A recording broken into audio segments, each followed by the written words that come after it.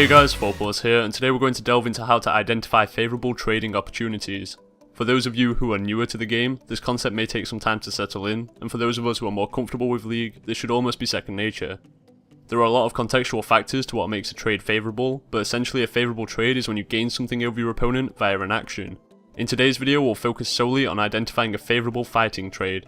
A favourable trade in this regard is entering a fight with your opponent and coming out ahead in either damage dealt or overall hit points. This is something you can apply to every lane and fighting situation within League of Legends. So first of all, get used to tracking your opponent's cooldowns on not just their spells, but also their auto attacks and even sometimes items.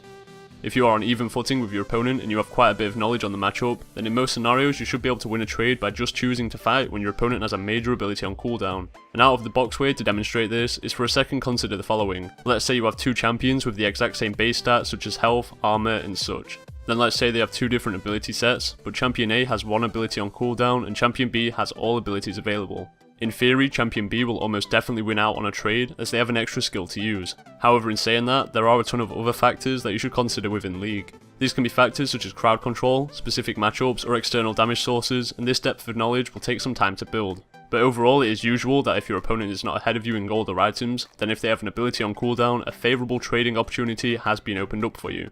Another interesting concept is burning your opponent's resources can make a trade overall more favourable for you. So let's say that you're playing against Malphite in the top lane and you're both level 3 and he's halfway through his mana pool. If you were to enter a fight in which you both rotate through all your abilities and leave taking overall more damage, the trade could still be very favourable for you. Because of his previously low mana, since you forced him into a fight he had to make a vital choice. Does he A, fight back but use up all his mana, or does he B, lose a lot of health for free so that he can save his mana? Now I hope this is obvious, but champions like Malphite when out of mana can't really do anything in the lane phase.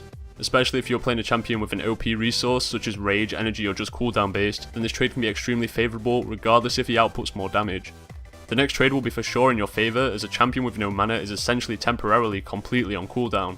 And a final factor of favourable trading that we'll cover today is where you deny your opponent gold through a favourable trade. Let's follow up that Malphite example. You're now against a Malphite who is out of mana. If you can force the minion wave to be under his turret, then he'll be denied gold as he'll struggle to last hit with auto attacks alone.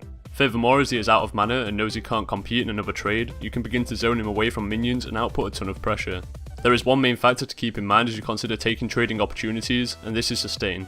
Health and mana sustain can come from items such as regenerative items, potions and flasks. And equally some champions have inherent sustain through abilities, in example Aurelia's Hidden Style or Jace's Lightning Field. This means that either due to current itemization or champion matchups, it might not be worth you trading certain resources. You'll have to get a grasp for this on your own, but essentially if a champion has some form of lifesteal, then they have more effective health points.